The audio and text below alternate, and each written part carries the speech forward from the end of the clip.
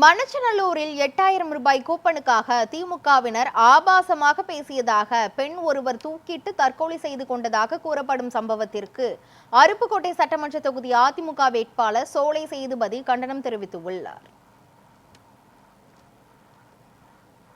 ஆனால் திராவிட முன்னேற்ற கழக ஆட்சி பதவியேற்ற நாளிலிருந்து இன்றைய வரை கஞ்சா, போதை அப்படின்னு பல போத வஸ்துக்கள் தமிழகத்தில் உலாவிக் கொண்டு உள்ளது. அது தமிழக மக்கள் அனைவருக்கும் தெரியும். இன்றைய தினத்தில் கூப்பன் என்ற பெயரில் ரூபாய் 8000 ரூபாய்க்கு கூப்பனை வழங்கிவிட்டு